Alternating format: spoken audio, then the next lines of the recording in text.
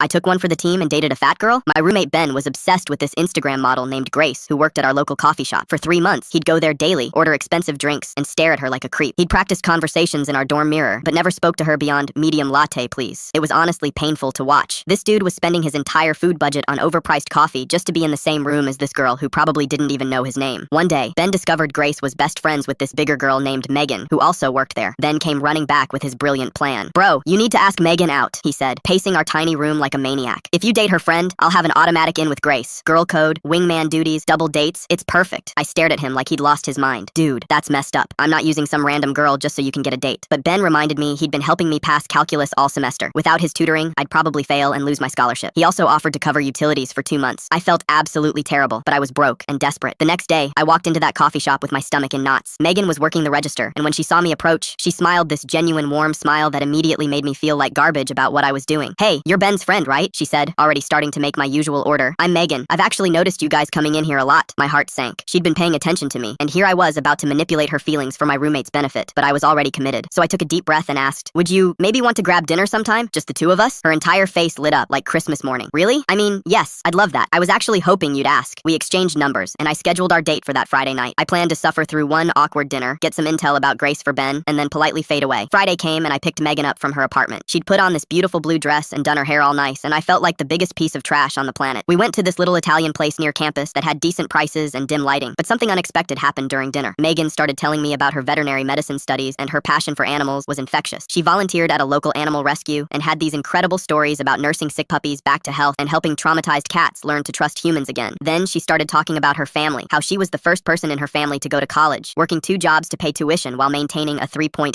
GPA. She was funny too, making jokes about terrible customers at the coffee shop and doing spot-on impressions of our professors. By the time dessert arrived, I had completely forgotten about Ben's stupid scheme. I was genuinely enjoying myself for the first time in months. Megan was smart, ambitious, kind, and had this laugh that made my chest feel warm. When I dropped her off that night, she kissed my cheek and said, I had an amazing time. Thank you for asking me out. I went home feeling like I'd been hit by a truck. Ben was waiting up, practically bouncing off the walls with excitement. So, did you get Grace's number? When can we double date? Tell me everything. I looked at him and realized something had shifted completely. Ben, I'm going to see Megan again. Like, actually date her. This isn't about your Grace thing anymore. His face fell. Dude, what? That wasn't the plan. You were supposed to be my wingman. Plans changed, I said, and went to bed. 3 more dates with Megan confirmed what I already knew. I was falling hard for this girl. She was everything I never knew I wanted in a partner. When she told me about her dreams of opening her own veterinary practice someday, I found myself genuinely wanting to support those dreams. A month later, Ben cornered me again, clearly frustrated that his master plan had backfired. Dude, when are you getting me Grace's number? This was supposed to help me. I looked him dead in the eye and said, never. Megan's my girlfriend now, and I'm not using her to get you dates. Maybe try actually talking to Grace like a normal person. That was 8 months ago. Last week, Megan and I signed a lease together and moved into our own place.